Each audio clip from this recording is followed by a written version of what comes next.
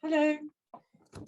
Good day, everybody, and welcome to School Management Plus and Global School Alliance's webinar about recruitment. We're just going to give you a couple of minutes to join, and this is a bit of an experiment for us with the timings of the day. So welcome to morning, evening, afternoon, whatever time of day it is with you. It's a beautiful sunny morning here for us, and I'm just going to give you a few more minutes. Again, which is a different time of day for us, so we are welcoming a lot of people from the Far East, thank goodness, for a change. So we've got some amazing speakers lined up for you, and I will start. I know we are going to go live as well, and I shall not dally for much longer, as long as everybody is with us, and hopefully you can hear me okay. And so it's a very exciting webinar lined up for you. And we have some exciting speakers. So I'm just going to briefly introduce the Global School Alliance, and this is the run through for today. We will then have Hannibal from the School Management Plus, introducing School Management Plus, and then some amazing speakers from around the world. We have Paul from the UK, Kiralee, Andre and Nina, all from the Far East. We have China and Thailand represented. And so please feel free to use the chat box for any questions or introducing yourself to say hi. If there are any pertinent questions or desperate questions, we can have a quick question after the speakers, but otherwise we'll have a question and answer at the end, which you can direct to any of the speakers. By then you should have some good questions lined up to ask. So these amazing speakers today, like I say, Paul is from Redmate in Bristol. Kiralee is all the way from the Harrow International School in Beijing. Andre is coming to us from Shenzhen in China, and we have Kiralee also from the rugby school in Thailand. Sorry, Nina, I beg your pardon, from the rugby school in Thailand. Welcome speakers. We've got some really interesting aspects of recruitment and teacher retention to go through with you, which we're all looking forward to very much so. So the Global School Alliance, to introduce us, we are an amazing community of schools and educators from around the world. It's a fantastic way to connect, to share best practice, to offer some amazing opportunities for students. And the whole aim of being a member is to improve outcomes for students. We're looking at creating global citizens now. I think one thing the pandemic has shown to us all is how interconnected and we are around the world. It's a small place and it's getting smaller. We live in a global society, and our aims is to help schools and teachers to look at the global aspects of what we're doing and provide amazing experiences for students. At the moment, a lot is online, but hopefully we shall soon be more offline and be able to travel around the world again and meet with peers. So at the moment, we have a fantastic opportunities online to connect with schools and teachers and educators around the world. It's free membership. Again, you get a certificate of membership, but there's lots of things to participate in, which we are developing out all the time, and want members to contribute as much as possible to make sure this is fit for purpose and useful for you. We have loads of free resources, fantastic webinars like this, with some amazing speakers to share their insight and input for you. There are some exciting competitions to take part of. We have an amazing student council with a primary and a secondary level, where we've given the students a voice. They are doing projects together. The secondary students at the moment are doing a project on plastic pollution. It's all led by the students. Teachers are there just for guidance and safeguarding, and they've got their own voice. The primary ones, I think, are looking at, they're looking at how they can support Ukraine at the moment. They've designed their own logo. They've also they did a survey of their own schools, so different nationalities represented in their schools. It's an amazing place to get students involved. And I mean, it is worldwide. We have them from India, from China, we've got them from the UK, Scotland. We've got a lot of students participating in that. There is a lot of opportunity to do online projects, to connect with schools around the world, to share practice. And we've put together an amazing Global School Alliance award scheme to help schools to look at the global dimensions, become more international focused, because it's not a matter of reinventing the wheel. It's just tweaking what we're already doing to make sure we can help students be more part of a global society and prepared for the new world of work that's out there. So obviously we're looking at developing their skills because I think a lot of the time now, the jobs that these students are going to be going for when they leave school don't even exist yet. So again, I think the good thing that's come out of the pandemic is it's made us review what we're teaching them, how we're teaching them, and the skills they need. And again, we want to develop this out. We have some fantastic blogs and speakers and events like this to attend for free. So if you aren't a member of the Global School Alliance yet, please check it out and join us and help us develop this amazing resource for teachers around the world. Like I said, we've put together this framework, which is more of a guide, a journey, if you like, but a way of celebrating the global dimensions that we're doing in schools and the opportunities we're providing for students. The bronze level is really just raising awareness on what most schools are already doing. Our silver level is getting students participating in projects online, developing their skills. The gold level is the ultimate Our Sister School program, really, where we actually get students and teachers traveling around the world to visit amazing cultures, to learn firsthand about different education practices and improving outcomes for students around the world. But it's an exciting journey, and all the resources and the opportunities to help develop at each level are on our part of the Global School Alliance and on our platform. So please check that out too. Coming up very soon, we've got lots of activities. We try and get students engaged. I'm having a big focus this next 6 months, 12 months on engaging students around the world. Peer-to-peer interaction, I think, is one of the best ways to motivate students and to keep them interested in learning and finding out more. So we've got an international week in June where we are literally going to connect classes through Zoom for the students to ask questions of each other, to say hi, wave through Zoom to children all over the world. And we've got a focus on China, Spain, UK and France. So that's really exciting, coming up in June. So there's loads of these opportunities going on in the platform. If you want to get involved, please go to Global School Alliance and check it out.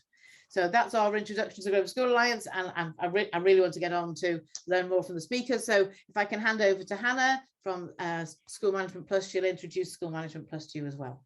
Hannah? Hi there, thank you, Tony. Good day, everyone. I won't say good morning, it's only morning here in the UK. My name's Hannah Ball, and I'm the Marketing Manager from School Management Plus. And we're the home of independent and international fee-paying education.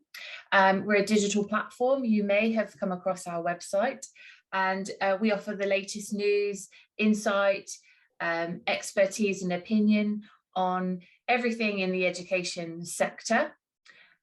Next slide, please. So we have a thriving and rapidly growing contributor base and also a readership base. So it's a real community.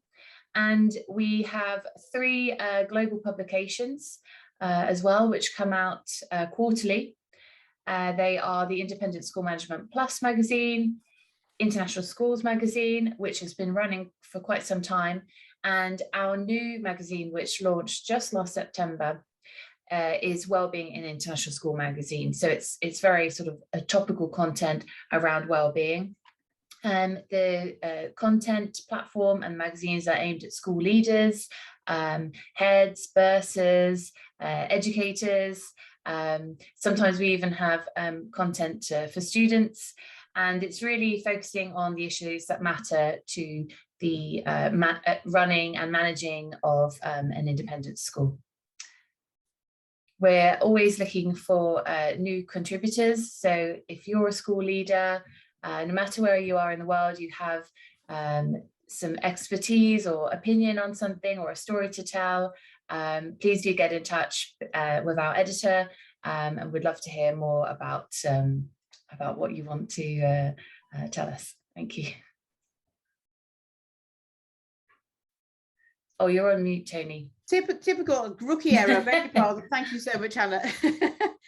Yes, and like I say, we do like to be interactive, and we like to have feedback from everybody involved. So you can't hide behind your cameras. Keep your cameras on. Let's see you being there. And we also want to involve you. So I think one of the biggest questions around the subject of today is the biggest factor to retain teachers. So we've got a poll. So please, I think it should be live now. If you could answer us, give us your feedback. So the biggest factor about affecting teacher retention, is it the workload? Because we do know where teachers are overworked. Is it well-being? Is it, is it your mental health even? Leadership support, how important is that to you?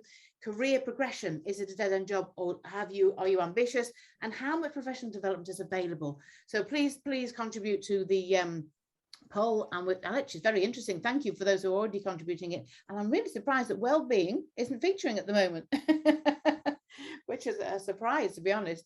Not surprisingly, workload is. We'll just give you everyone a couple more minutes to participate, and then we'll have a look at the results. Thank you.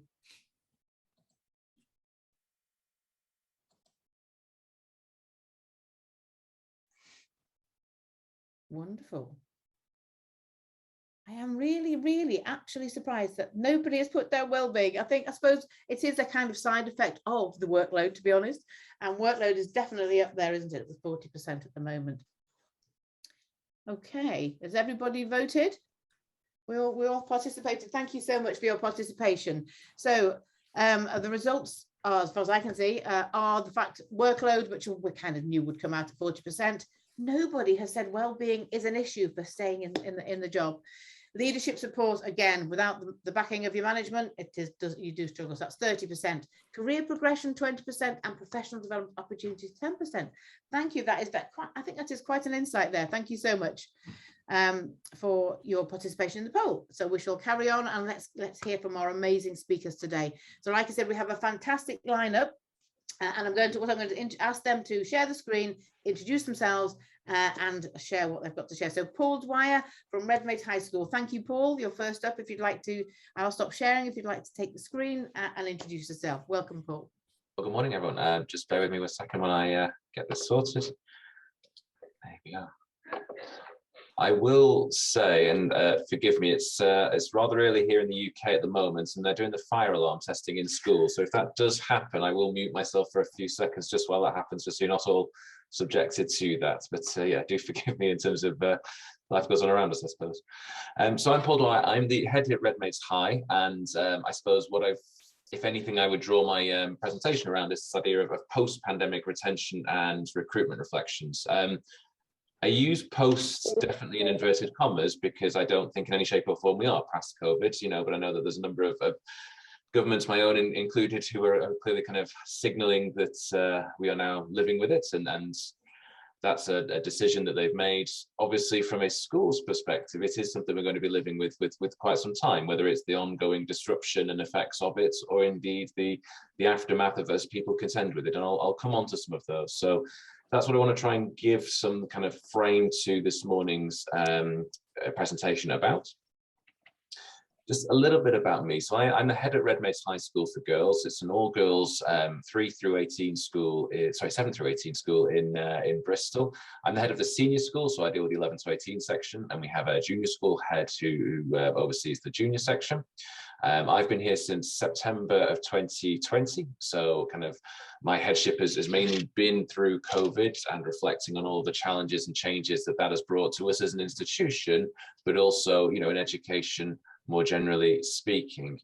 As a school, it's a very special one in the UK. We're the oldest school for girls in the UK. We date back to 1634. We also are one of the newest schools for girls in the country, in as much as we're also the product of a merger between Redmayne School and Redland High School in 2016. So we've got quite a unique history and heritage to ourselves. Outside of the school, I've also been involved in a number of multi-academy trusts, or indeed in other institutions. So I was formerly of the Council for the Chartered College of Teaching. Recruitment, retention, teacher, research are all passions of mine. So I hope I can provide some useful thoughts this morning. I've worked mainly in the independent sector across the last decade or so, but I've also worked in independent sectors, particularly at the start of my career, so both in maintained and comprehensive, and indeed in grammar schools. So a range of experience across both co-ed and indeed independent and single-sex schools. And the other thing I wanted to highlight is that I do have two small children. So I've got a 10-month-old and I've got a 4-year-old. And I wanted to just put that out there, because I think some of the challenges we're facing are around kind of work-life balance, or around how teachers reflect on workload. And that's something that certainly I've felt myself over the last few years. And I know that there's not only work-life balance for those with children, but I thought it's just worth putting in there in terms of perspective that is something to reflect on as we go through as well. Please do add things into the chat. If someone can just flag if there's any particular questions people want to say, if I'm going through and want to pause at any point as we go through as well. Now, as school leaders, I suppose I wanted to start by just talk about what has changed and what we might reflect on since 2020. You will not find any of these points particularly surprising, or indeed necessarily things that come out of the blue for you. But I wanted to put them across, and I wanted to dig into some of these because they help to frame and shape the next part of what I want to talk through, and how as a school we're dealing with it, and what I think questions school leaders should be asking themselves, or education more generally should be reflecting on as we go forward. Since 2020, there's been an immeasurable pressure on teachers. I mean, in terms of, particularly from a UK's perspective, the expectations of remote teaching, of online learning, of what that might mean for both the teachers and the students, the relationships they have, the interactions they're in, and also just the expectations of still during a period of lockdown when life was dramatically different for lots of people. Very few professions were still kind of going through their regular day-to-day in quite the same way, and teachers were one of those. It may have been at home, but we were still planning, we were still marking, we were still reflecting, just in a new setting. That pressure has meant that during a period of tumultuous change and turmoil around us, the day-to-day has still been as normal as we can make it, and that has had a toll on teachers. We're starting to see the aftermath of this, and it's something that, whether it's the rewards, the recognition within our own school instructors we need to put in place, or beyond our own kind of control, what national governments are doing to recognise that as well. Because I think across a range of countries, a range of areas, we are seeing that people are leaving education and going into different career fields. And again, that's something we have to respond to, either in terms of retaining those for whom they are finding this challenging, or indeed looking at how we recruit and make sure that we're still filling positions with the best possible candidates. The reorientation of school life has been a really interesting one, and one that we're still contending with, I would say, at Redmayne's High. Going back to 2020, yes, we're still doing the day-to-day, but certain elements change considerably. How do you do extracurricular activities? How do you do sports, music, and drama online? Many schools have done wonderful things in that regard. We've all been part of online concerts. We've all seen, online sports days and what that might entail. But coming back into school, those things that we might take for granted as happening after the school day, during lunch times, are perhaps harder to get set up again. Not because necessarily staff are unwilling to do them, but at the same time, there's just a change in the nature of school life from their perspective. Students themselves are also reorientating themselves that way. So we've all been welcoming the change back to normal, coming back with fewer restrictions or no restrictions. What we haven't necessarily seen come away straight away, and I'll come on to this a bit more, is what that return to normal actually means. So that reorientation of school life, we've all had to deal with the last couple of years. Going forward, are we trying to return to pre-COVID times, or are we actually trying to kind of go forward, learning the lesson the last 2 years and take the best of online learning, or the best of that situation, even though there were very few silver linings, or is it something more dramatic? We're also still contending with the retraining of staff when it comes to engagement online. Some schools were already well prepared for online learning, others it was a big journey to get to that point of providing service for students. And again, how we are now working through from that. Were we a kind of a make, do and mend in as much as whatever system works, just get online to students, just interact with them how you can, and actually bringing that back to bear? Was it a very structured approach, and now it's opening up opportunities? At Redmayne's High, what we found, we were fairly straightforward in as much as using Teams to engage with students. We were making sure that homework was provided in a consistent fashion.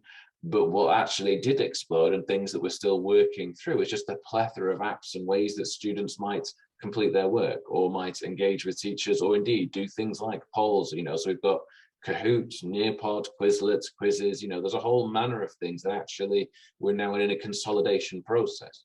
They're small things, but they do add up into that bigger picture that I think we still face in terms of the perception of workload, not just for students, but for staff particularly as well. Returning to normal, I think, is something that we've been eager to get to and not necessarily taken time to reflect on. And I think that's really important, that we all do have that pause and think, right, what will school look like from September? In the next academic year, What is it going to look like? Because even this year has still seen ebbs and flows of what the impact of COVID might be. So what does that return to normal look like? Are we just saying to staff, here are our expectations. Here's what life was like in 2019, and we're looking to return to that. Because if it's an unspoken expectation of both your students, your parents, and the senior leadership, but teachers are in a different space, that's going to prove difficult, because those things that don't get forgotten about, but just harder to readjust to. So the number of evening events, the number of in-person parents events, the number of different weekend activities that take place. In your school setting, they may well be, you know, part and parcel of school life and taken without question, and what staff sign up for. But with 2 years out and not necessarily having that rhythm in place, the very least we need to do between now and September is help people build up towards that rhythm. So it's fine to say these are the expectations, but what are we doing to help people plan towards that and preparing for now, rather than just September coming and hitting like a freight train? I think it's also fair to say we've been seeing a great spike in the pastoral care needs of our students because of the difficulties they've had to contend with.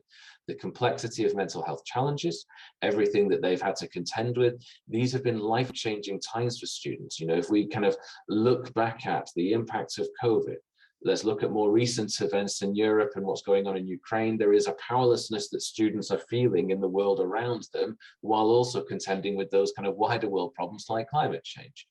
We do tend to see these problems or these issues from a student's perspective, and perhaps negate sometimes what these things mean for our staff. We had some question and answer sessions for staff last year with a number of colleagues based around the situation in Ukraine.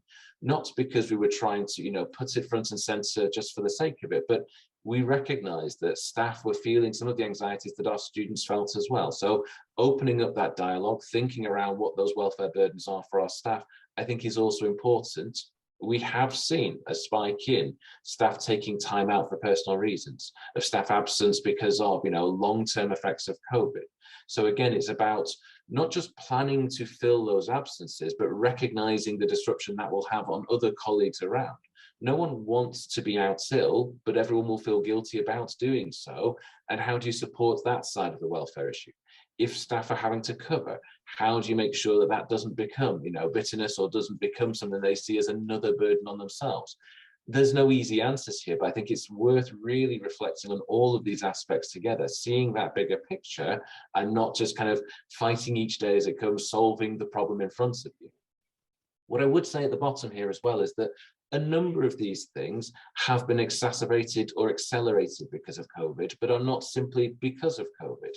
Pressure on teachers, the change of school life as a result of technology, the welfare burdens on us all, you know, these are things that we were noticing anyway. And I think it's also worth reflecting that this is not simply then just to put into the COVID box and say, well, once we're past that, these will stop and we don't have to worry about it anymore.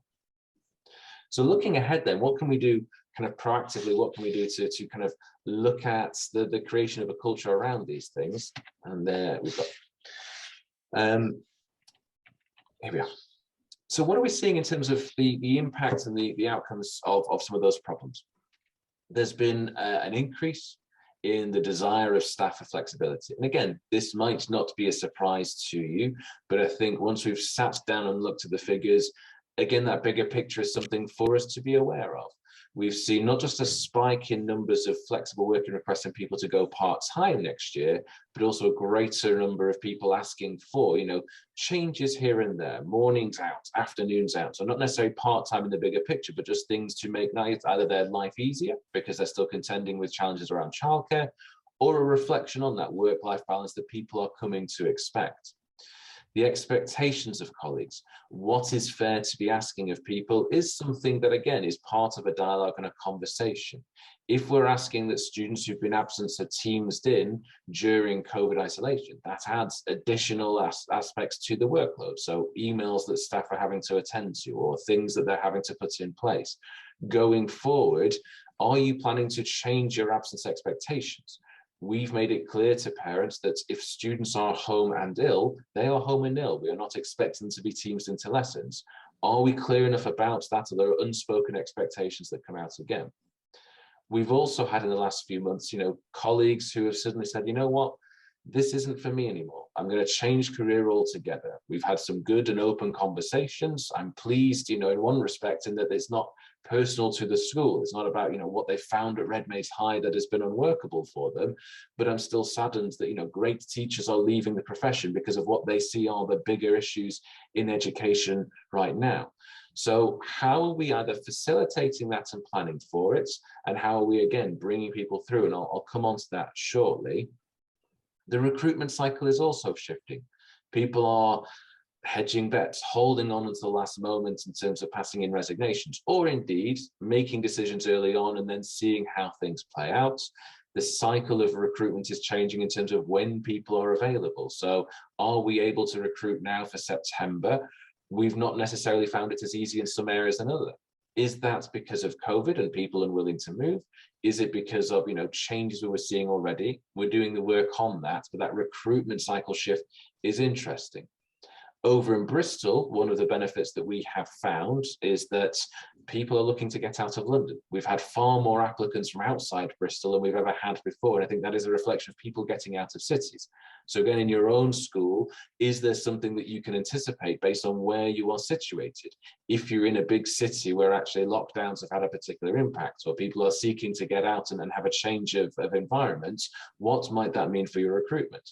If you're in a more rural setting, if you're outside of those bigger urban areas, how might you lead into that or lean into that from your own recruitment planning perspective? And we've done some interesting kind of angles of where we've actually placed adverts, not just online, but physically as well, in terms of major train lines, or where people might see our advertisements and then be, potentially tempted out to come out west.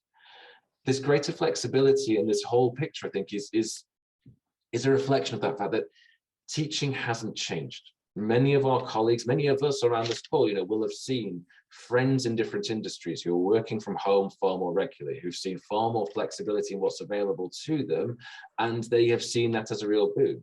There are always those debates about should we be returning to the office or not, and I'm not going to get into that, but teachers have never had that availability, because for us, being in the classroom in front of students is the expectation. So again, that bigger picture leading into some of these conversations is what our colleagues, what we are seeing with those around us outside of education. What can we do to recognize that and see about what flexibility can entail? So on that basis, and I will be upfront, this is a journey for us at Redmay's High. If I was to give this presentation to colleagues here, I think they would recognize some of the things that I will talk to. They will also be very happy to see that we're, exploring some of these areas, because these are things that are not yet complete. I wouldn't want to hold myself up as a paragon of virtue and have completed all of this and have coming from this a complete position of expertise. These are interesting conversations for all of us. If we look at creating a staff-focused culture, as schools, we are here for our students. They are our main focus. They are our primary responsibility. But in order to kind of accommodate that, we want to be able to do so as best as possible by creating a happy staff, a motivated staff, and people who are willing to then, put the students front and center. So as we're planning for September, what are our red lines? What do you want to say? This is non-negotiable. When you come back in September, this is what we're going to have in place, and we just want you to prepare yourselves for that. Versus where the shibboleths you're happy to challenge and say, well, actually, we've always done it this way, but there's no reason to continue with that. As a small example, we have always said, as a school, staff need to be in from 8:30 until 4 p.m. So wherever your PPA times are, then you need to still be in school. It doesn't matter if you're working in a different place in school, but we'd like you in school because it's about student safety. If a fire alarm goes off, we need to know that, you will be able to account for your tutor group. By the same token, the question we're now asking ourselves is saying, well, if we say that it's okay for staff to leave the school site during a PPA, we let students in the sixth form sign out, why can't we do the same for staff? Let's flip that conversation around and say, well, what would we need to put in place to still account for student safety? So we're still making sure that the issue we were facing is not forgotten about, and that we'll put in place a plan for fire alarms, but we're not using that as the reason that staff can't sign out. Because again, as long as work is being completed, as long as staff are meeting the other expectations, I'm happy where they might be during the school day. It's those small things that actually will go far with staff, because it doesn't have that feeling of arbitrariness. It doesn't have this feeling of we're saying this because we're saying this. Similarly, is this a moment to consider where the time of colleagues is being spent? Meeting culture, email culture, these are not new things for schools to reflect on, but have we actually sat down and said, right, what does this look like for us? Which are the meetings that actually the same people are in discussing different things or discussing the same things? Can we streamline? Which meetings can be emails? Which emails can be online messages that people are, expected to just check in on? Because again, trying to make the work life of people as streamlined as possible, let them do what they do best, planning lessons, marking work, interacting with students, all of that is worth us considering and reflecting on. There are things that I'd like us to explore. We're not there yet as part of a bigger conversation, but it is smaller things like, instant messaging instead of emails. Are there ways in which you could make use of Teams to have that chat functionality, to have those smaller interactions with staff rather than the more formal email chains? The reason I'm reluctant to go down that route just yet is that I'd like us to have a more wholesale focus on in-person conversations. We've still got colleagues who are nervous about coming down to the staff room, about those interactions. And I don't want to force that issue, but nor do I want, those bullet point emails, which are point by point, or long emails kind of back and forth between colleagues, which are always better resolved in conversation. As a school, we consider very deeply, where the culture starts. It starts as part of the recruitment process, which I'll come on to, but it's also, day one when they come in. What is your induction program? Is it just the day-to-day admin? Here's where to sign in, here's where to do photocopying, or is it really engaging with, here's what it means to be a member of this school? It's a small thing, it's a slightly cheesy thing, but it's something that I do for every new colleague who starts, is I give them a subject-related book. So I will buy a book for them, I'll write a message in it to welcome them to the school, but also just to highlight the things that are important to us. We are a school that values expertise and scholarship. We want you to feel that you are employed here to do what you do best and enjoy that aspect of it. And we want to model that from day one. It's not a life-changing thing, it's not a world-changing thing, but it is something that, again, just reflects what we feel is important and makes the staff feel seen, which I'll come on to in a moment. Again, we've recognized in the poll the idea of staff progression, and we've got this tension in education. We, recognize great teachers. And how do we recognize great teachers? Well, we take them out of the classroom, we give them more responsibility, we make them heads of department, we make them heads of year, then senior leaders, and then, ultimately it's a quite, straightforward kind of hierarchy in schools. What more could we do? And we're looking, and we've started to change our appraisal system, and it's difficult because the other side of this is getting into performance-related pay. But how do you recognize and value great teachers in the classroom without removing them from the classroom? What does that Gordian knot look like to solve, and how might we do, something more dramatic around that? And we've got some interesting ideas that are gestating, but again, it's something that is not an easily solvable situation, both for our school and for education more generally. But it should be an open conversation. We should be working with staff and saying, we don't want to lose you, but we want to help you to develop. All of us need to have something that we improve and build upon, and that's where the kind of appraisal side of it is there. But it's also to recognize if someone is ambitious, how do you support them and help them to move forward? If someone is happy in the classroom, what does that look like? And I'm unashamed in stealing Rob Coe's phrase here, every teacher better every year. Then put the plan in place to achieve that. What does your CPD program look like? Is it workable? Is it achievable? Are you providing the time and space? At the moment, I don't think we are. And so we're looking at that more wholesale. And then meaningful dialogue. I try to meet any member of staff one-to-one if they ask. My door is always open. I'm, again, visible in the staff room and going down to kind of meet with people. These are things we take as read as leaders these days. We're also looking at other ways that staff can build into the dialogue around the school. So we have a twice half term, a discussion group where actually anyone can come along, and it has a different focus each time. Sometimes it's school focused and sometimes it's broader than that. So we've talked about higher education, we've talked about equality, we're going to talk about poverty in a few weeks' time. And it's just to get people around the table talking about their experiences, sharing their ideas, their thoughts, and then some of those will help to kind of form thoughts and plans and working areas to develop into different ways. So our equality conversation last year helped to bring to light our EDI working group. It wasn't an intention, but it's something that came out naturally because people were interested and wanted to have a space to discuss this. So not everything has to be through a formal discussion group or a staff meeting. It can be providing those spaces for those interactions to happen and taking a step back and letting others to have that conversation while you're there, just to hear what's being said, to hear the experience and the focus of our staff. If they feel seen, staff will feel valued. It's a small thing, it's an obvious thing, but do we actually make that focused enough? Is that something that's, is achievable? And from a leader's perspective, what does that look like? And what would we have to give up in order to encompass that?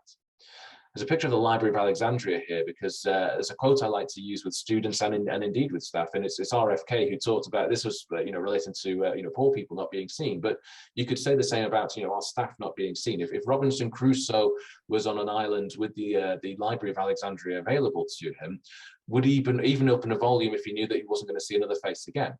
If staff know that they aren't being seen, heard, recognized, are they actually going to be motivated to be the kind of colleagues we want in the classroom? Are they going to be able to do the kind of things that we're hoping they will do? Or are we just having enormous expectations of them and then not necessarily providing the tools for them and certainly not seeing them? Those three things go together. It's a frustration for us because we all work hard as school leaders, but that has to be paramount for us. And finally, because I know time is moving on, just on the recruitment side, which I know others are going to talk to you as well.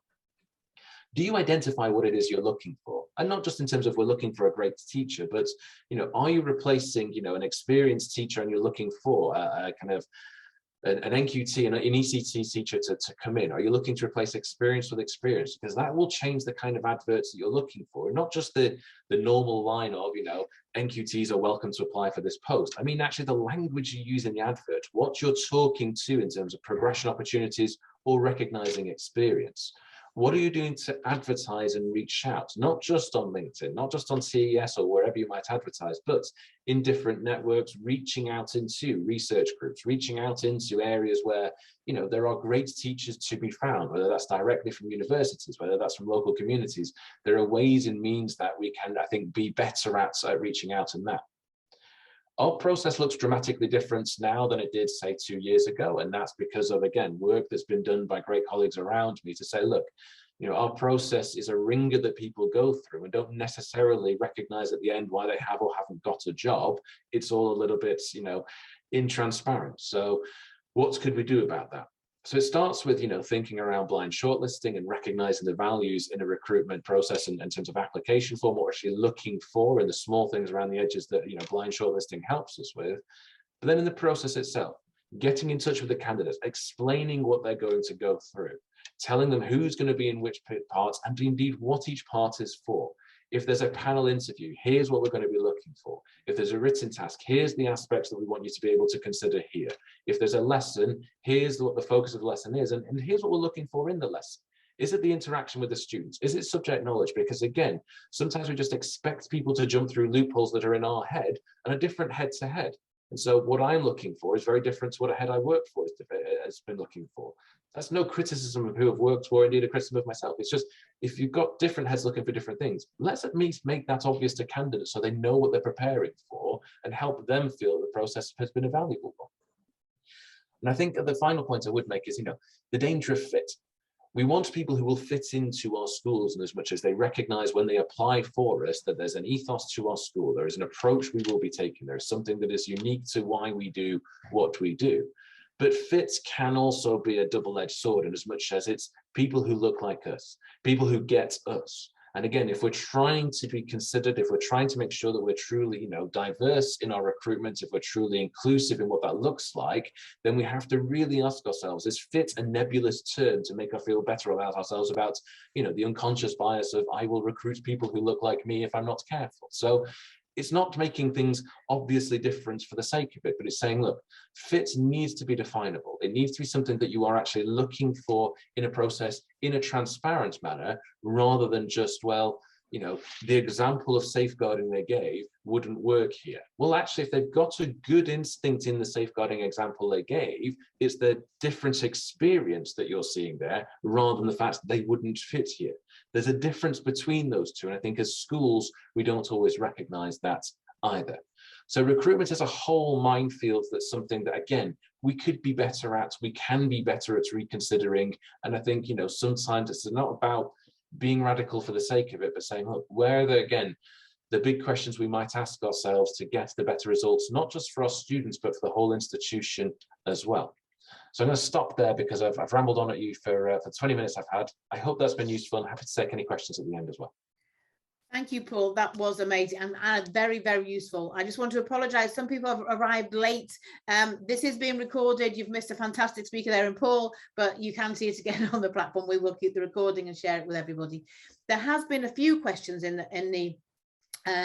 the chat, but I think if you don't mind, a lot of them from Marius has made some amazing points. I think if we can carry on with the speakers, I think some of the questions will be answered, but a lot of the questions have been about interpersonal relationships, staff and students, and I think staff and staff have changed a lot, haven't they?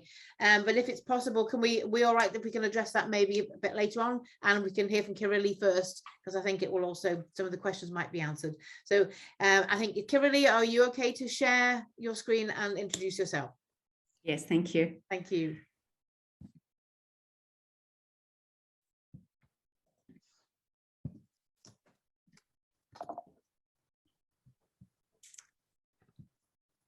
Okay. Hey, good afternoon from Beijing. Well, it's afternoon here. It's lovely sunny afternoon, which is a bit of a rarity here in Beijing. Thanks so much for joining. I just want to express my thanks to the Global School Alliance and to School Management Plus for inviting me today. I'm going to have a look at a number of factors that affect staff decisions to stay or leave at the conclusion of their contract. I'm going to refer to a range of research, including my own recent master's dissertation. My work has been focused in China, but these principles can be applied to anywhere in the international system, or in fact, local systems as well. So by the end of the presentation, you should have a wider range of factors to consider when you're designing and implementing your school retention strategy. In terms of motivation for joining the international sector in particular, there's a very widely quoted paradigm: misfit, map maker, mercenary, or missionary. This categorizes people's motivations for leaving their home country and coming to work abroad. Now, some writing refers to these categories in different terms, so I've actually included all of them here on the slide. They're basically the same. The misfit, or the refugee, is moving away from an undesirable situation. The map maker, the explorer, is motivated by the joy of traveling and seeks new experiences. The mercenary's goals are mostly financial or career related, and the missionary, or the architect, is trying to develop something outside themselves. So there's a lot being written about these archetypes in all expat communities, not just in international education. And in fact, it's my understanding that the paradigm originally started in the overseas aid sector. What I've hoped to do in my research is look into a little bit more of these motivations, particularly how they might change over time, how they apply to teachers, particularly, not just any type of expat, and how they might relate to demographics. In the context of the pandemic, of course, this produces another layer of change as well. Schools might then consider these factors in terms of how they affect the decisions of staff members to sign on for another contract or not. So the reasons for relocating can generally be split into push and pull factors. Push factors are those motivating the refugees or the misfits. They can refer to staff leaving difficult working conditions or difficult living conditions. Recruiters can't do anything to control these push factors at all, but they can consider them and they can highlight them to potential staff members. The pull factors, on the other side, are all the attractions of the new country or the new school. Now, of course, schools have varying degrees of control over these different factors, and some of them, of course, have been altered by the pandemic. There is very little in the way of research on these motivations for teachers in particular. However, one study that I read showed that generally the refugee and the explorer reasons were the most significant. However, my work, which was focused in China, showed that the mercenary reasons were the most significant, followed then by the explorer reasons. There's a paper by Selma and Loring, and I've referenced this at the end of the presentation if you're interested. It divides these motivational categories into affective and evaluative reasons. So this just equates to logical and emotional reasoning. In other words, the mercenary and the architect their outcomes can be evaluated in terms of data that is measurable. So for example, how much money am I saving? What responsibilities have I taken on in my new position? The effective reasons, on the other hand, so those ones that apply to the explorer or the refugee, they're assessed by a more emotional response, not measurable outcomes. So that might be something like, have I seen enough of Asia? Or do I feel valued and respected at my work? The point here is that both of these factors, the emotion and the logic, play a very significant part in teachers' decisions to move abroad. Therefore, both of these factors are very important in their decisions to stay. It's not one or the other. So my work started to look at whether these motivations change for teachers, particularly in China. On the whole, people's motivations don't really change that much, but I did find that the refugee reasons and the missionary reasons tended to increase with the amount of time that teachers had spent in the international system. So in terms of the refugee reasons, so remember that's leaving a situation that doesn't suit them, an expat teacher is likely to be looking at an increasing number of problems in their home country, and they're not directly experiencing any of the positives. This is interesting, actually, because this linked in with what Paul was saying about people potentially moving out of London. So responses in my research included things like, the system in my home country is broken. So to illustrate this, they might be reading articles about teacher shortages at home or the rising cost of living. And as an amount of time passes for them in their host country, they can get increasingly disconnected from where they came. So many of the respondents in my work referred to these reasons that they didn't want to go back. And so they talked about fundamental problems with the education system in their home countries. And they also talked a lot about burnout with workload. People with these refugee reasons are also most likely to be over 30.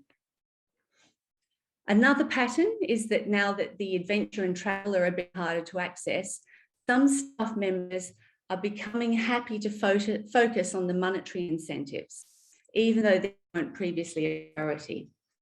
Now, schools can be aware of this and can adjust if possible. The problem is, of course, that we all operate on budgets, so the financial incentives have to be supported by other less tangible motivations. Missionary reasons often refer to the satisfaction of teaching and the feeling that one's making a difference. So student attitudes didn't emerge in my research at all as reasons for people moving into the international sector. However, they did arise as reasons for people to stay in the sector, particularly to stay in China. So many of my respondents indicated that they had become more interested in developing their capacity to teach EAL students, and they'd become more interested in learning about bilingual education. Schools and managers can make something of this by promoting relevant CPD and also celebrating the development of teachers in these areas. In my research, these teachers who had developed these missionary motivations were twice as likely to be anxious about their ability to teach well during the COVID restrictions. So the takeaway from this is that these teachers have to feel supported in their pedagogical work in order to stay. I looked at the link between demographics and motivation, and I came up with two main points. Firstly, the mercenaries, so those motivated by money and career progression, were actually focused mainly in the under 30 age group. Well, anecdotally, the international sector is known as something of a fast track towards senior management, and I think this is certainly being recognised by our younger colleagues. And I suppose it's unsurprising too that there was a small spike in financial motivation for colleagues over 50 as well, and that's obviously related to retirement planning. The other demographic that had very clear patterns were the 40s to 50s. I apologise, I have students in the corridor outside my office who should be at home, so hopefully they'll pass and I won't have to go and speak to them.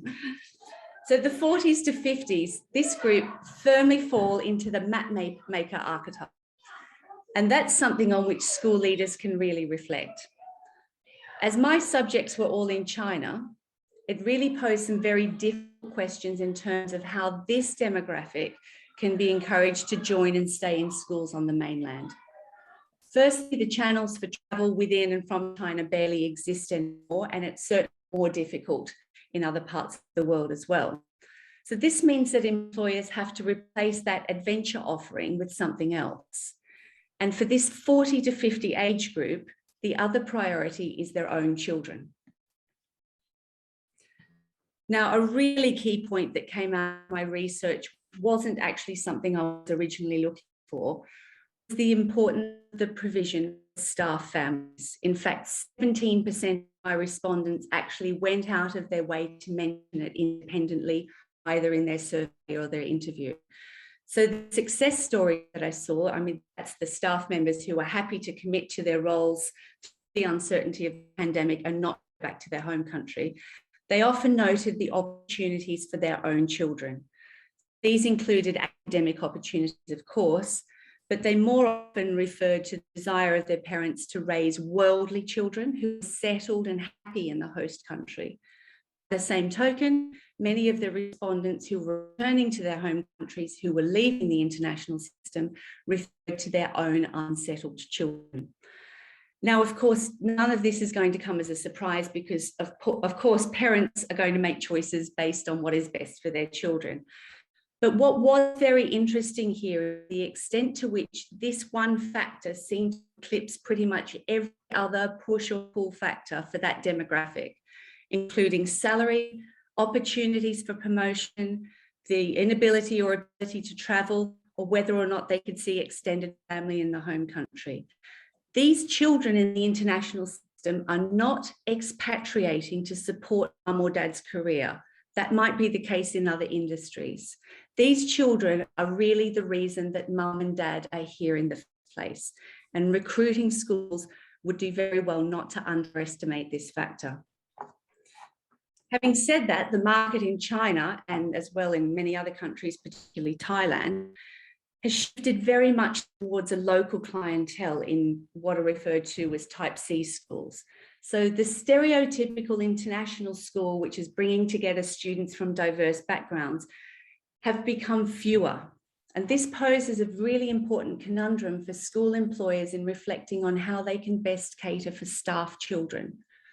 This can potentially feed into many areas, including things like housing, leisure facilities, social opportunities, language development, and also work conditions.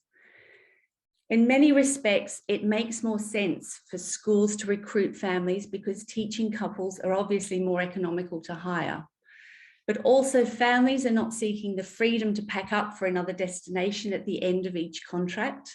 They're actually looking for a few years of stability for their own children. So this is generally of benefit to the school, as staff turnover, as we know, is a very expensive exercise in all parts of the world. My reading suggests that the ideal length of tenure in an international school for a teaching staff member is about 5 to 6 years. Obviously, it's longer in a local school. So I would suggest that schools consider targeting families specifically who are probably the most likely demographic to be looking at this length of tenure. The retention process actually starts at the same time as the recruitment process. And it was quite heartening to hear, again, speaking about this too. Consider that most of the teaching contracts are 2 years long. It's generally accepted that it takes 2 years for people to settle into a new cultural environment. But in the international system, this is across the world, about 50% of staff members actually leave at the end of their first contract. So we can take from that that half of our staff are moving on before they've even had time to settle. So this is not even looking at whether their positive experience has worked for them or whether their negative experience is going to send them back home. Already schools are on the back foot in terms of encouraging good people to stay, and in terms of time, we're behind before we've started. On top of that, we look at contract renewal discussions, and they usually begin around October. This only gives a teacher 1 month, of course I'm talking Northern Hemisphere here, 1 month of their second year on which to base a decision. So the teacher's intention to renew or not is therefore based almost entirely on their experience in their first year. Now, this is not always reflected in the practice of many schools, who are often focused on persuading the cohort at the end of their contracts to stay, rather than looking at managing the experiences of their new arrivals. That's where we come into school culture and how we breed this right from the beginning. So I've read some studies which find that many teachers in new countries, including China, find that their expectations of school culture don't actually match the reality. Often this is in terms of how international they feel the school is, or how many practices of the host country or the guest culture have been adopted. Now, I have to say this mismatch in expectations hasn't been evident in my work at all, but that might be because my respondents have tended to be more experienced international teachers. Having said that, teachers' expectations of what the day-to-day life looks like are a really important factor to consider. So what factors might be an unpleasant surprise to your teachers? So using China again as an example, here it could be a longer working day. It might be the fact that we have government mandated activities such as eye exercises every morning. For teachers who are entering the international system for the very first time, an accurate view of what their weekly experience is actually going to look like, might save a lot of upset and disappointment later on.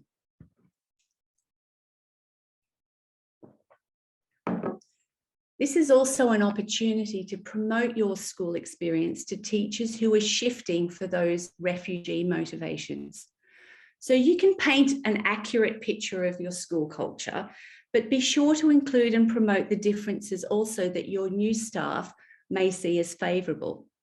So these could include things like class sizes, teaching load, communication with parents, budgets, and expectations of reporting. Of course, it's never a good idea to imply anything that's not true, but those first stages of employment are a great time to be highlighting the positives and ensuring that your staff are reaping the benefits of whatever it is that you think your school can offer above their previous situation. While we're on the topic of these refugee motivations, there's a really interesting point there, because some of the work in general expat communities talks about the fact that the people with these push motivations who've wanted to leave their old situations are less likely to settle down in their new setting. My work, however, found that these people with the refugee motivations actually had a higher trust of senior leadership. Now, this obviously invites a little bit more work and research, but my theory is that for teachers who are leaving a situation that doesn't work for them, they're actually likely to experience confirmation bias. So they just want to confirm that their expectations in the new setting are going to be a better match for them. Therefore, they tend to accentuate the positive things in their own head and ignore the negatives. So in terms of promoting this school culture to retain staff, we actually come across a bit of a paradox. Now, of course, research shows that connecting with the wider local community is going to be a factor in keeping expat teachers in their positions for longer. But school leaders can work very hard to engage members of the community in social activities, but this can just result in creating something of an expat bubble. And in some ways, this discourages teachers from mixing outside the school circles. So a further issue there is that many of the outward-facing activities that international schools in particular do are often charity-based, and that defines an unequal relationship between expats and locals. So the challenge here for schools is to provide opportunities for the staff members to embed themselves in the wider community on an equal footing with local people, rather than creating situations that bring about a snowball effect where the colleagues just increasingly socialise only with each other. Now, language support for expat teachers, in my opinion, is an obvious avenue towards retention in regions with language barriers. or cultural barriers as well. China, again, being an excellent example. In my opinion, one of the most important aspects of school culture is communication. And this came up to an astounding extent in my research. So one of the main issues for staff members during the pandemic has been communication. And communication issues were actually raised by 70% of my respondents. Almost every respondent that had decided to leave their school voluntarily gave examples of how difficult communication with their managers had contributed to this decision. And I have to say there are some really shocking examples showing the absolute worst in terms of professional practice. Having said that, though, teachers don't need to be subjected to the worst management in order to decide to leave. One of the most common complaints was a reliance on email during the initial stages of the pandemic in particular, and a reluctance of managers to have, again, face-to-face conversations. So schools can consider what is it in their culture in terms of communication that they can reflect on, particularly with regard to information and what needs to be relayed in person and what is better written down. Of course, everyone during COVID has a story to tell, as we all know, and I got to hear many of them. But one of the things I noticed was that respondents tended to single out individual people, particularly people in management positions, and they talked about the fact they have somebody or they have had somebody with whom they felt like they could communicate openly. A lot of them referred back to schools pre-pandemic. This issue surrounded every single interview I conducted with both teachers and senior managers. They all reflected on individual situations that either ended badly or ended well. The ability to communicate with staff in that first year is the only way that school managers are going to understand what people's motivations are. And it's also the yardstick by which teachers are going to be able to assess those evaluative or those emotional reasons for leaving or staying. Communication culture should be an integral part of the school's retention strategy, and decisions need to be made as to how this culture is going to be addressed right from the beginning of the recruitment cycle. Now, I'm very conscious too of the fact that I'm running out of time. They are some of the points that have arisen in my recent work, and I'm hoping that they'll provide a number of perspectives through which you can look at retention. I'll just flick onto the reference page there if anyone would like to take a screenshot. But of course, these will also be available later. Thanks very much for your attention, and I'll turn back to Hannah. Oh, Kirili, thank you very much. That was very, very interesting, your insights for your research. Thank you for sharing your research with us. It's very interesting to look. I think it's relevant to all schools, really. I think somebody actually mentioned that everybody's a little bit of everything, but it's really useful. Thank you very much. And like, as I say, I'm very conscious of time. So Andre, are we okay for you to share screen and continue and introduce yourself?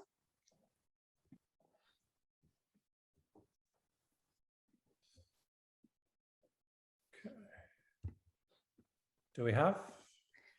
Yeah, you might want to put in full screen, but that's fantastic. Thank you. Okay, thank you very much. And again, thank you very much to the Global School Alliance and School Management Plus for allowing us to talk and this wonderful opportunity. And to my two previous speakers before, it's not easy to go first. So thank you very much. So my name is Andre Double. I'm the founding head of primary at Invictus School in Shenzhen. I've been in China now for 4 years. And prior to working in China, I was in Malaysia for 3.5 years on the wonderful island of Penang, which I would say is probably one of the jewels in the crown on the international teaching circuit. You know, it's a very, very, very good place to be. I have an MPQ in senior leadership, and I'm hoping to follow that up with my MPQ in headship in autumn this year. And I'm also doing an MA in educational leadership through the University of Bath. And as if that's not enough, I'm also writing a book at the moment. So keep an eye out for that. That will be out in August, and that will be titled Leading Your International School. So that will have a multiple of perspectives and approaches and toolkits for international leaders and anybody that aspires to be a leader. Okay, so we move on. So the first question that I want to put in your mind is, as Simon Sinek says, that start with why. You may have this great desire to work abroad and teach internationally, which is fantastic. There may be a variety of reasons for doing so. Those reasons may be, you may be recommended by a friend or family. You may wish to see more of the world. You may want to develop your career, or you may want to build a financial pot and seeing working abroad as that route. So really, before you start the process of applying and updating your resume, really try and nail down what it is, why you are looking to apply internationally. And not only that, that reason behind why you're applying will have an effect on the type of school that you end up applying to. So we're just going to talk briefly about the application process that you'll go through, that everybody goes through. And it's particularly pertinent with international schools, because international schools sit in a slightly different jurisdiction when it comes to applications. And my job here is to kind of give you some tips, you know, kind of so you can foolproof your applications going forward. So you'll see here the funnel. All applicants pass through a funnel. Okay, I want you to imagine that funnel getting narrower as that filter of applicants is filtered through. So when teachers traditionally apply for a post, there is a large pool of applicants. Now, depending on what the school sets as a minimum criteria, whether that is a bachelor's degree, qualified teacher status, a master's degree, or a specific subject degree, that will then be narrowed. We'll call that the minimally suitably qualified. So it's worth checking and paying specific attention to detail about the post that you intend to apply for. What are the minimum suitable requirements? What do you need to apply for that post? To save your own time, to save the time of the school in which you are applying for, take the time to make sure that you satisfy that criteria. If your school is asking for a certain number of years experience, if your school is asking for a particular teaching qualification and you're unable to make that, you probably won't get past that first round of filtration. You'll then be screened. And I want to just put this in your mind. I recently spoke to a principal from quite an established school who told me that he receives anything up to 400 applicants per place. So it really is, it's worth thinking, are your skills matched for that particular post at which you're applying for? So long as you've met those initial criteria, you can then move down the funnel. And as you proceed towards the interview, okay, we're going to look at some tips, some useful things that can really help guide your applications. So the first rule when it comes to applying for an international teacher post is to start early. The calendar of international recruitment is getting longer, it's elongating. There were traditional windows, I think the previous speaker Kirali talked about the traditional window, which was in November, October time. Now it's getting earlier and earlier each year. So once you've decided that you want to work internationally, okay, it's really a time for you to start getting things organized. And obviously you see from the quote here from Gary Player, the famous South African golfer, the harder I practice, the luckier I get. So again, I want to emphasize to you that the application process, it's a skill. The more you take part, the more job applications that you submit, the better that you should get at that.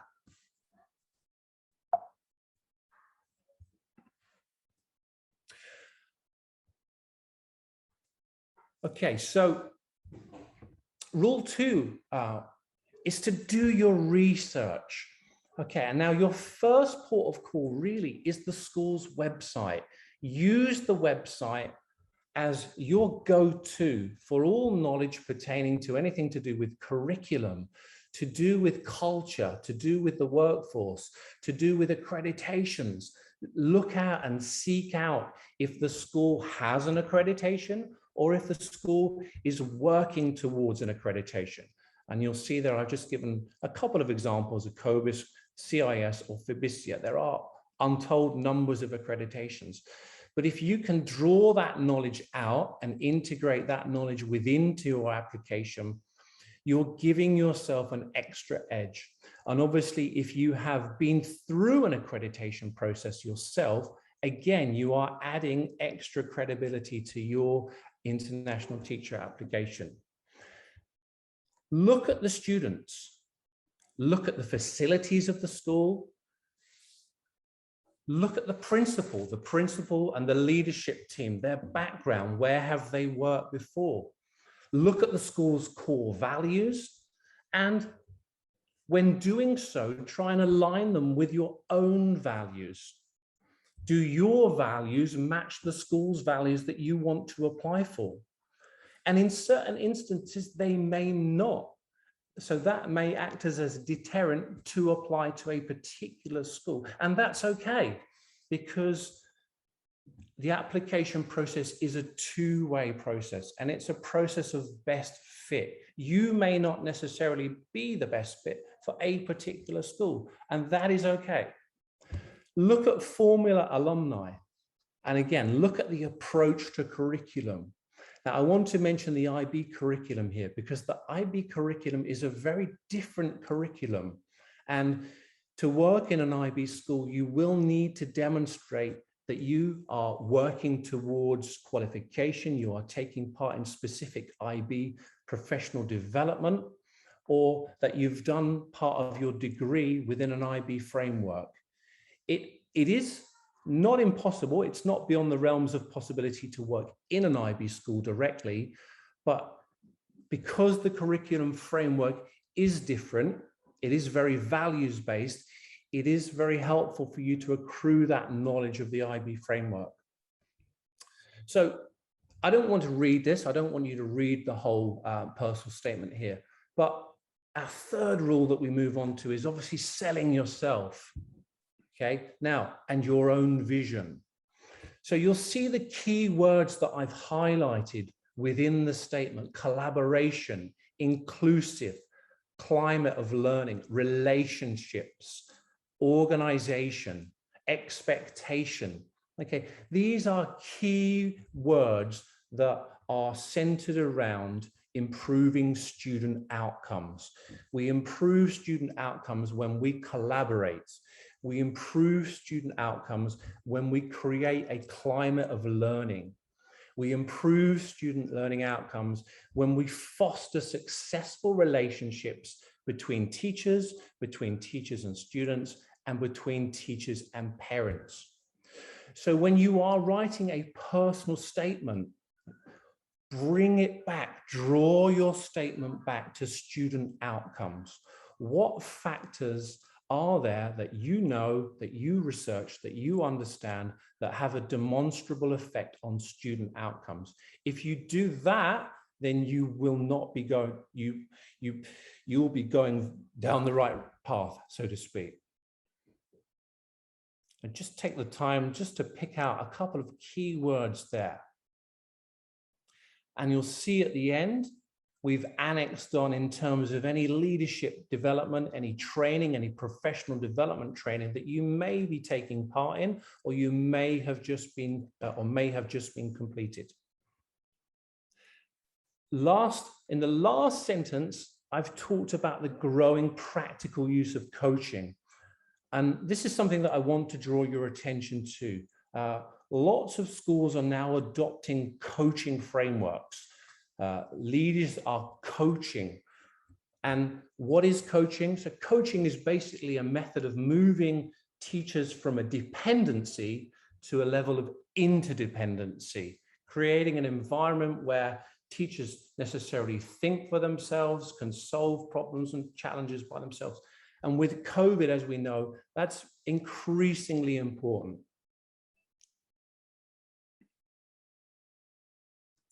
All right, so in terms of our CV, you'll see highlighted in black, demonstrate progress. I've I've highlighted that several times through here. Demonstrate progress, and demonstrate progress. So you'll want your essential information on your CV, your school, your current teaching position, your responsibilities. You'll want your educational philosophy, and use values, use virtues. There's a very, very good tool called the Virtues Project, where you can extract those virtues. Again, if you're applying to an IB school, use the values from the learner profile. Talk about risk-taking. Talk about being a principled learner, a principled teacher. When you set out your professional development, it's very easy to get drawn into the path of this is what I've done and this is when I've done. I would encourage you, when you set out your professional development, not just to set out what you've done, but what impact it had on your school. And even better, if you can demonstrate to a future employer what led you in the first place to take that professional development. Okay, was it a whole school need? Was it a departmental need? Was it part of a strategic aim of the school? Okay. Make sure you have your applications proofread, and it's worth paying somebody to do it. You know, it might seem trivial, but having a professional portfolio that is proofread, again, may make the difference.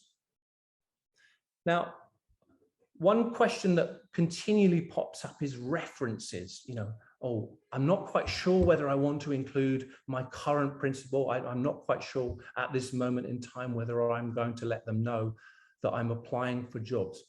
Now, you must include a current principal on your application. You can, there is no reason why you cannot. You can highlight that your references are available on request. But with the increasing demands for time and attention, I would encourage you where possible to make sure that you do make your references available.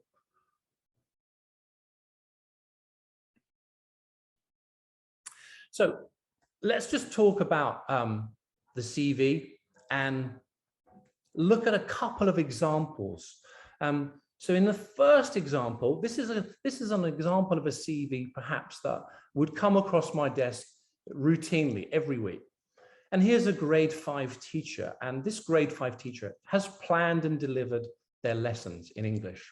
Okay, they've taught using a variety of instructional strategies, and they've assessed and prepared students for their end of term exams. Okay, you may say that's nothing wrong with that, and there isn't anything wrong with that.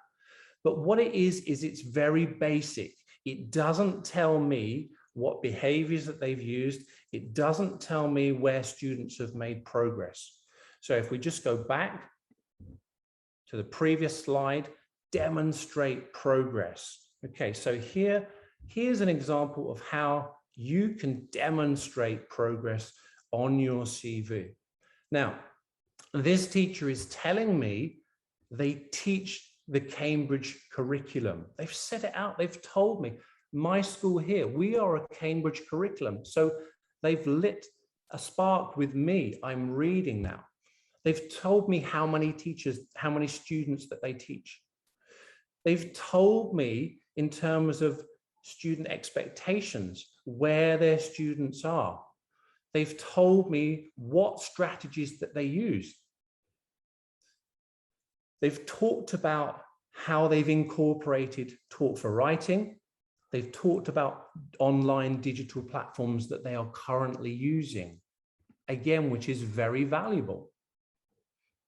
They've mentioned the assessment strategies that they are using, the Cambridge Checkmark, Running Records, Chanel Spelling, Oxford Reading Tree. So again, I'm able to match, I am able to look at specifically the information that the candidate is presenting to me, and this information is beginning to resonate with me.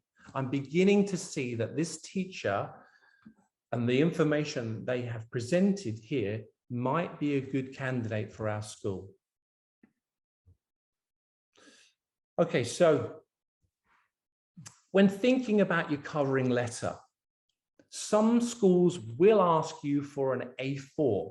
They will ask you for a personal statement.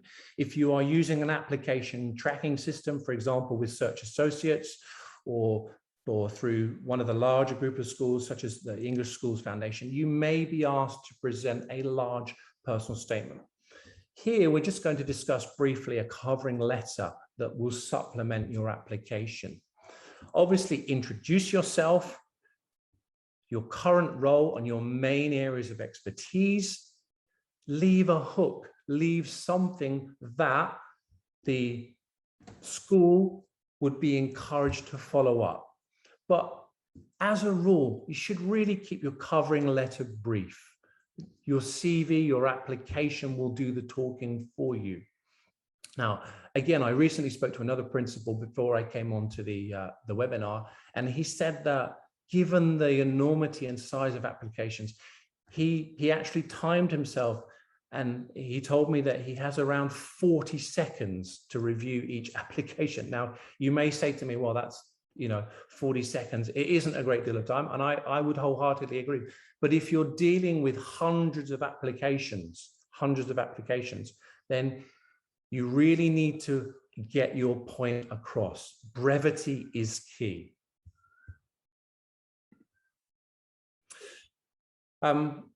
You'll want to align your applications. I use LinkedIn very heavily. That's how I was invited onto this webinar, because of my presence on LinkedIn. So thank you very much to Hannah for reaching out. Now, LinkedIn allows us to develop a professional portfolio. And that's great, because it means that people can see what we do. We can share our expertise. Now, make sure when you have a portfolio in a number of different places that your portfolios are aligned. One of the worst things that can happen is that you contradict yourself between dates, between working at various schools and institutions. So on LinkedIn, you may present information and it doesn't match your CV, or your CV doesn't match your online applications. So work very hard to make sure that your applications are aligned succinctly. Now, rule 6, which is use the job description as your friend. Okay, so what do I mean by that? Use it as your friend. Don't tell me what I've already told you. Don't repeat our job description with your job description. Link the job description to behavioral practices. And what do I mean by behavioral practices? I mean the fundamental pedagogical practices, your approaches to teaching and learning, your approaches to dealing with behavior management. Give specific examples of where you have used a practice. You may choose many interviews now, we will ask a candidate of an example of where something maybe hasn't gone so well. What happened and what did you do? How did you reflect? And what did you do as a result of that? So when you use the job description to write your application, use it carefully to show myself, to show future prospective schools, okay, what you have done. Ask meaningful questions. And when you get further towards the interview process, at the end of the interview, you'll have an opportunity to ask your employer questions. If you say, no, I don't have any further questions, or, oh no, I think we've covered everything, I'm sure you understand it's impossible for a school to cover everything within an interview situation. So again, take the time to demonstrate your understanding or your inquiry into the school. Ask the school about their achievements. Ask the school about what they've learned from online learning. Use your application process as a mini research project. So each time you make an application or each time you have an interview, you're gathering your own rich research. Now, take notes. People always say to me, oh, do you mind if I take notes? Of course, I think it's wonderful. I take notes when I interview people, so I fully expect that people that I'm interviewing would take notes. It's logical. Reflect on any experiences and questions that you were asked. Talk to people, talk to your colleagues who are interviewing at the same time. Maybe they were given the same questions. Talk about your responses to those questions. And again, look at not just your own job description, look at a variety of job descriptions. Look at jobs that you may aspire to further down the line. Obviously, you go on the TES website, job descriptions, you can find a substantial number of job descriptions. Know what the essential functions of the role and your roles are, because you will be asked on them.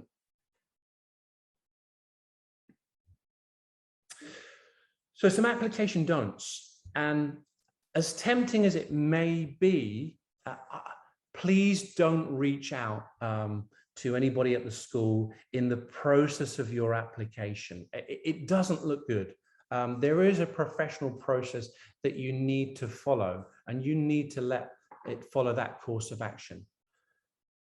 Don't over elaborate your claims. Now, we've all done great things in our life, as I have done, and I'm sure you have done as well, but be moderate and don't over elaborate, because your employer will check them. They will follow them up. They will do their due diligence.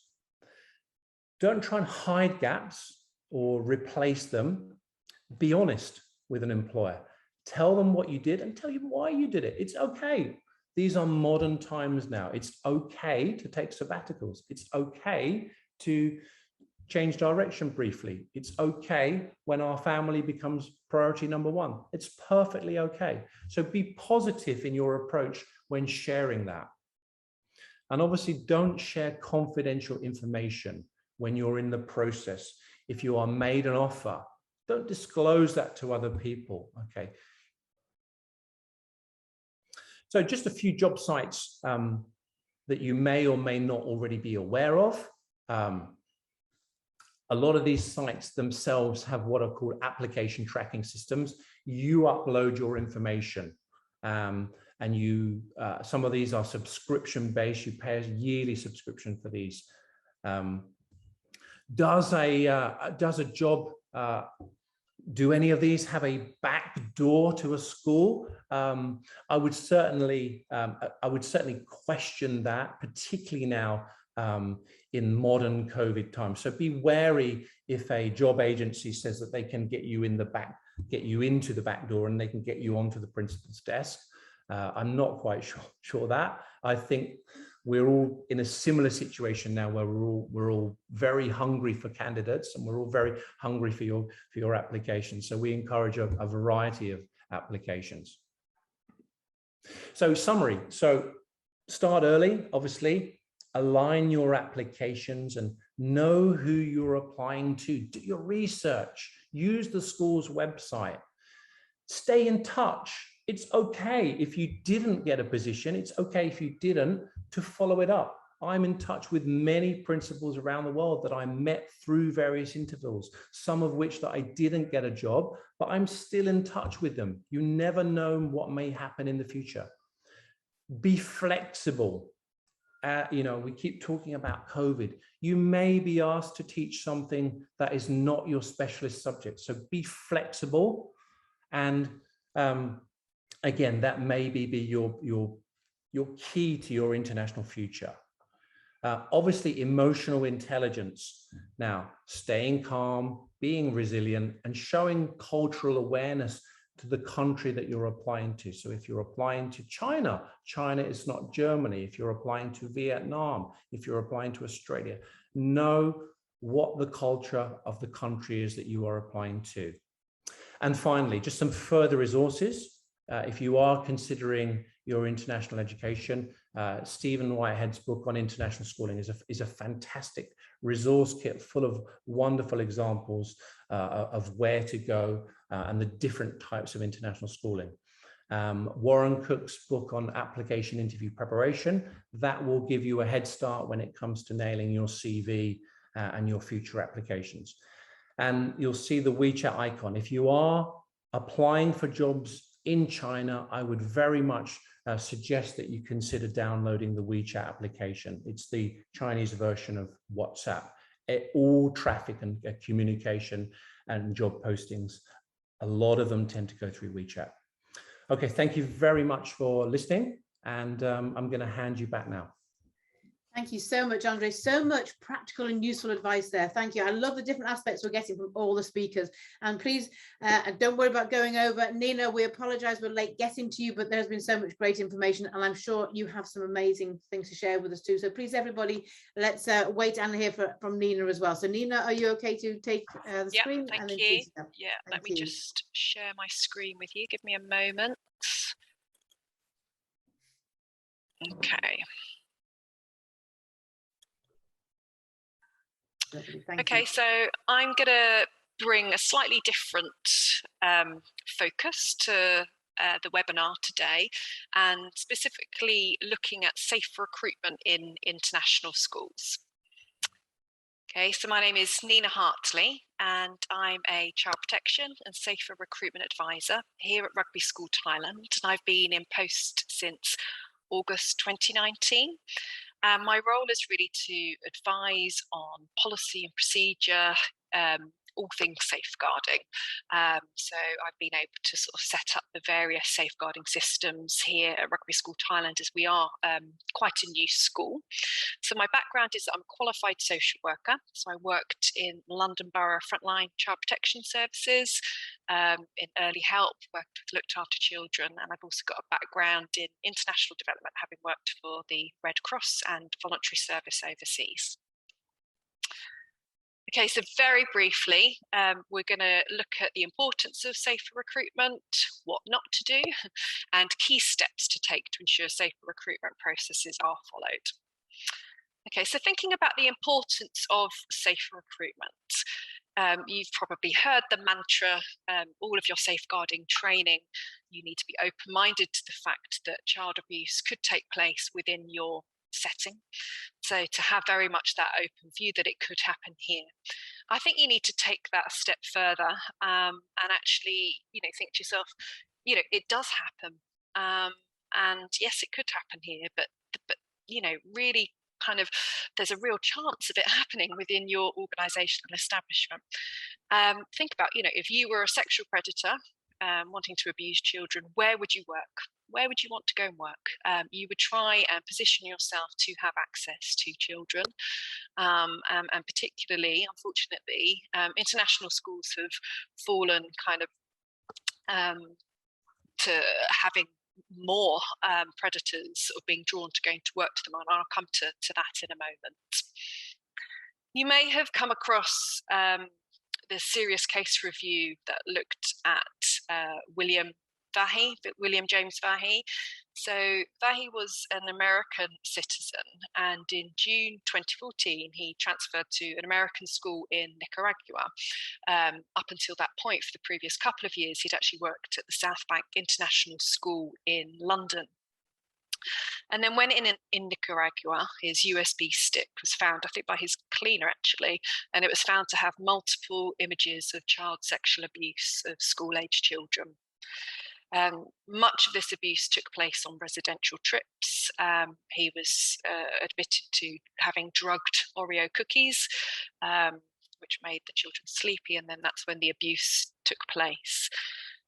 So low-level concerns were not recorded in a number of establishments. So he admitted to having committed child sexual abuse with hundreds of children across many international schools, one, as I said, in the UK and others overseas as well.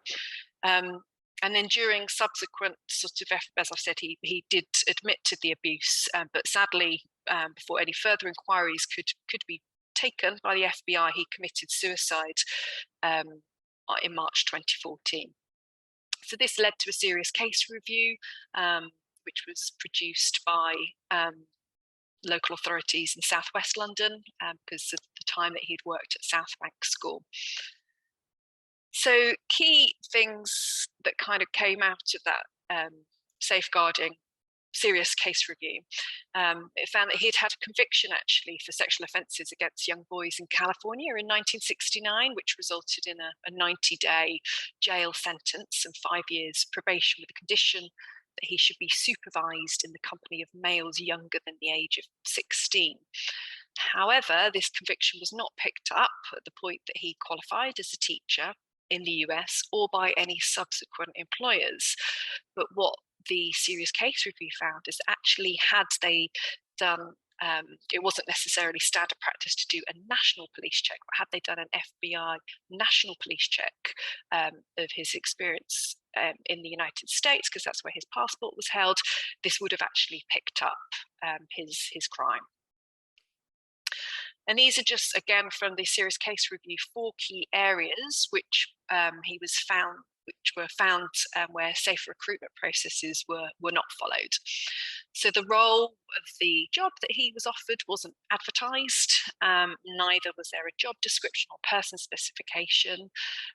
He wasn't asked to fill in an application form. And application forms are absolutely key, because you're able to kind of very closely kind of see if there are any gaps in employment or why that might be. You can see more clearly kind of the pattern if somebody's hopping around from one school to the next, and you'd be wondering, why is that? Instead, he sent a CV. He was actually proactive in sort of sending a CV expressing an interest to work in the school. So he didn't receive a candidate information pack or an invitation to interview. Had he, all of those documents would have contained a safeguarding commitment, which he would have read. And then no reference checks were carried out before the interview, and then references were not requested until basically he'd been conditionally offered the role some months later. And it would appear that he was only interviewed by the principal of that school, and only one person was on the panel. Okay, so I alluded to safe recruitment challenges in international schools. I think they are more so than perhaps teachers wanting to, UK teachers wanting to go and work in UK schools, for example. Traditionally, I guess recruitment processes have been less formal than other UK schools. I guess other complicating factors can include the short-term contracts, so it's quite viable that somebody, we've heard, quite 50% of teachers leaving their job after their short-term contract is finished after 2 years, which can be quite difficult to kind of pick up on trends or any concerns. And also you see a pattern of staff being moved on, and no real kind of recording of those low-level concerns that they have, not being able to sort of piece together the puzzle and see if there are any kind of alarm bells. And also just questions around, well, who do you report concerns to? So who are the regulating bodies that you do report concerns to, especially if you have, say, for example, an American teacher working in a Thai school? Where do you go to? Where do you report those concerns to? And often they're not reported. And if you have concerns, it's quite easy for a school to end that contract at the end of their fixed term period, and the concerns pushed on rather than being tackled. Okay, so just to give a bit of the context around the legal framework. Sorry, that says KC 2022. In actual fact, the latest guidance is 2021, but the guidance for 2022 is under consultation at the moment, so I've taken a few key principles from that as well. So this basically, within the UK, places a statutory duty on all schools to ensure that they maintain the safety and welfare of all children. And then particularly for British schools overseas, we're bound by this guidance as well. So schools, international schools, which aren't necessarily British schools overseas, will have different legislation that you would be referring to, but I guess it needs to be context specific, and you need to be aware of what that guidance is outlining, and be aware of your responsibilities with regard to safe recruitment. But ultimately, safeguarding must be at the heart of all safer recruitment. Okay, so key principles going forward. So safe recruitment policy is an absolute must and essential. And as I've just said, it needs to include information on relevant legislation, needs to outline the recruitment procedure, so who's going to be involved, what happens when, and contain a draft format for a job description and person specification. So it needs to be really clear in terms of outlining the skills that you're looking for, the qualifications, etc., but also containing within it your safeguarding statement.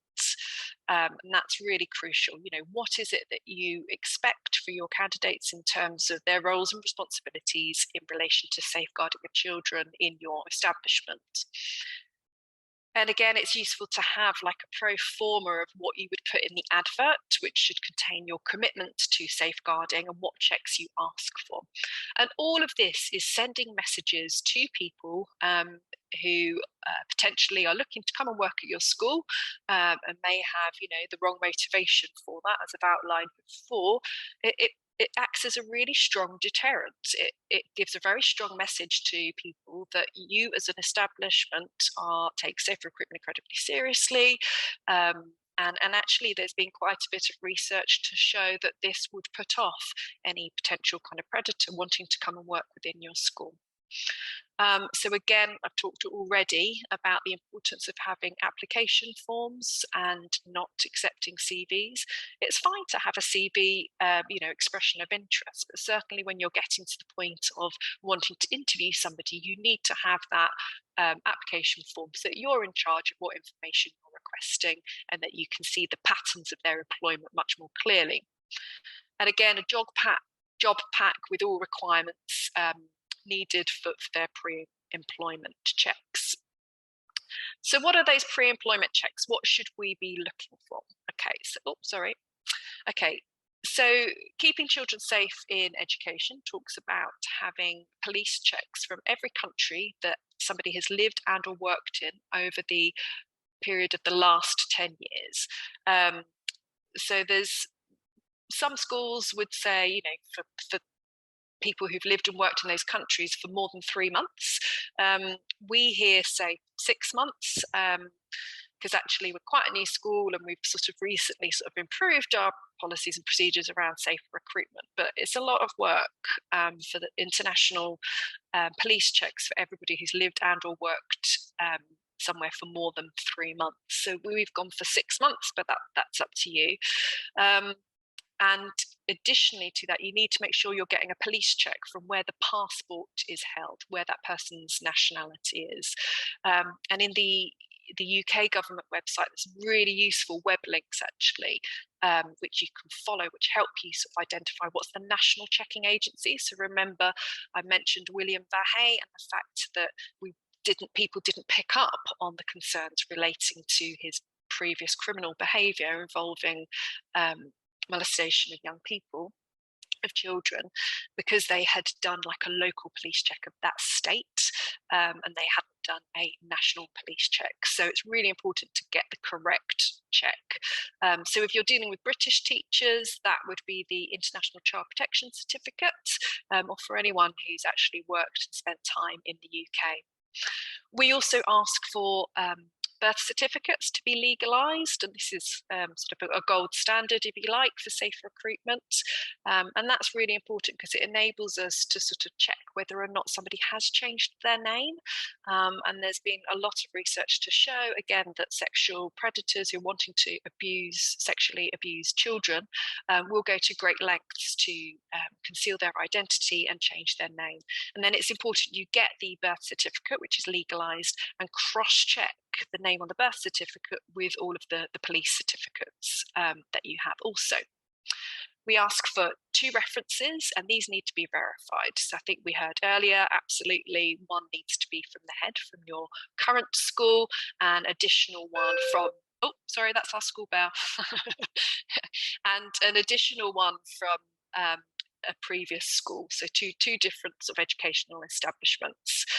No open references, and again, really make sure that the address that they're providing is from a school, so you can go and cross-reference that to make sure that the address that they've given corresponds to the address on the school's website, and that the telephone number they are providing is not a personal mobile, it's an official school telephone number.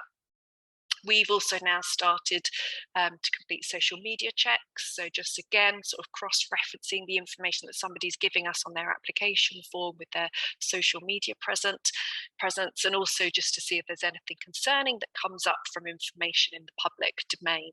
That's going to be a formal recommendation, or likely to be a formal recommendation of KC 2022. So that's a slight change that's coming into British legislation. So social media checks will be required of schools. Health checks, again, if they're coming from the UK, we're a school that's been accredited by COBIS, so they complete prohibition order checks and section 128 checks for us. And again, you need to ensure that their qualifications are legitimate, and there's various sort of organisations that you can go through to ensure that the qualification is legitimate. Eligibility to work within the country, you need to see all original documents, and again requesting evidence of any name change. So if they have changed their name and they've admitted to that, so you need to be asking for that on the application form, have you ever changed your name? Get the deed poll certificate or marriage certificate as well.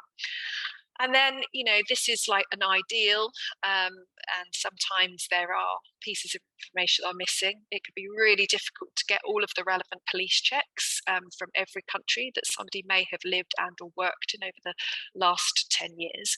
So for example, if somebody's worked in Hong Kong, once you've left Hong Kong, it's virtually impossible to get a police check retrospectively, and similar for China, actually. So you need to be messaging and making sure that your candidates know that if they're in that country now, they need to be getting those police checks. If you don't have all of the police checks in place, then a risk assessment needs to be carried out. And then lastly, all of this needs to be recorded on your single central record. And for all teachers, support staff, admin staff, your governors, volunteers, contractors. So for us, we have a very complicated Excel spreadsheet that captures all of this information and flags up if we've got any missing information. Okay, so again, in your policy, you need to include shortlisting procedures. How do you do that? And who is on your selection panel? So you need to be making sure that you at least have a minimum 2 people on your selection panel, with at least 1 person having completed recent safe recruitment training. And then again, in all of your literature, making it clear and explicit that the appointment is subject to all requirements above being in place. So if any of the information is missing, then you're within your rights to not take the appointment through. And then again, lastly, ensuring that you have a really clear induction and training program in place, so staff are aware from the off exactly what is required of them in relation to their role for safeguarding within your school. So if you have all of the above in place, and you're messaging it from every stage of your recruitment process, as I've said, this really does act as a huge deterrent. And I did hear anecdotally, I was trying to find the original source of this. I couldn't, but I did hear when attending some other training from a police officer who sort of studied the William Vahey case, that apparently in his report, in his interviews with the FBI, he actually said that there was one school that he didn't sexually abuse children in, and that's because he didn't feel he could get away with it. And I just think that's really interesting and really important for us to hold on to, that it's absolutely essential that we're starting off on the right footing. If you have this in place, just think you could really be putting off somebody you know, who you don't want to be coming into your school. Okay, so that really brings me to the end of my presentation. thank you for listening, and thanks for inviting me here. And again, I'm really keen to support schools who are looking to kind of, develop their safe recruitment processes, or just generally kind of like safeguarding. So I'm always really willing to have an email. So if you did want to get in touch, then by all means do. Okay, thank you very much. Thank you again, Nina. Some great practical advice there. Thank you so much for sharing.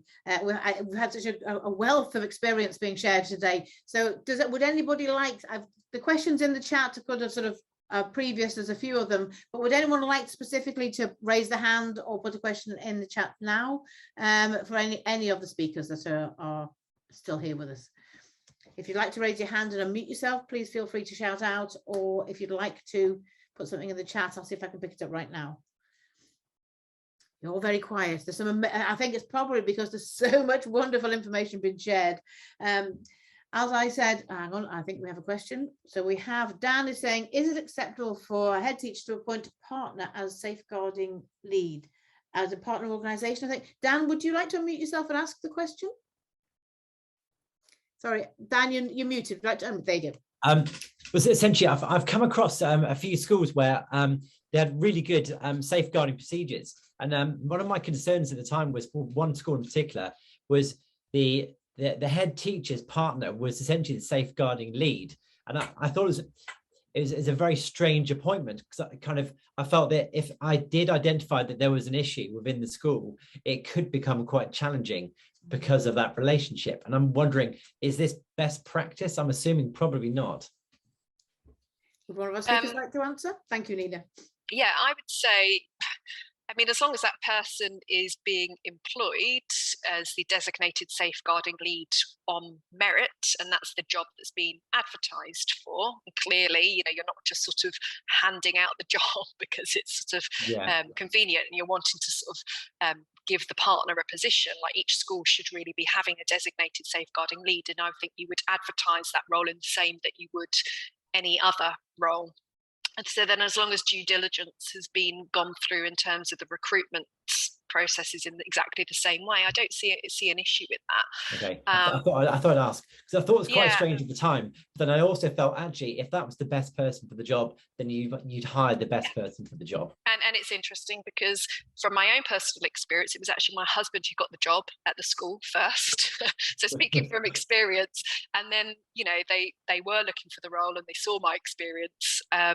So it was a good fit, but obviously all the processes were followed. But I do think that it's an interesting point to raise. And in the case of William Vahey, actually, one of the reasons he got away with the abuse that he did is because his wife was a principal at a well-established international school. And people didn't really want to rock the boat. So he had this sort of sphere of influence. So people didn't really kind of want to kind of raise concerns about him, because they were almost seen as this power couple. So I think as long as you've got really good kind of tight procedures around how you record those low-level concerns, then that's really important. So I think it's following due diligence in terms of your safe recruitment practices, but then also making sure that you've got really tight procedures around how you record those low-level concerns. And again, guidance KC 2021 brought out recommendations in relation to your policies and procedures around recording low-level concerns. So some really good information there. So just direct you to that, really. Thank you. Thanks, Nina. Again, it's record keeping, but communications seems to be, the efficiency of communication seems to be a common thread through everything as well. Do we have any other questions? Anyone would like to? Marius, you've been quite vocal in the questions. Is there anything you'd like to ask specifically now? No, thank you. I'm sorry, I'm not English teacher. My English is not very good. I work with kids with special needs, and it's a special school, a special work. And I have many questions, because I want to work better, and better with my kids, better with all kids. I spend the time with kids with another country. Some of them come to us from Ukraine. We have many kids from Ukraine. We have problem with that, because they don't speak Polish, we don't speak Ukraine. We have a special education, they have another education in this country. And we have many problems. And I still working and asking and all teachers in the world about ideas and how to help not just me, but all teachers on the world. We have the same problems. I think so. We have the same problems too. I'm sorry for my English. I don't speak English very well. Don't apologize, Marius. Thank you.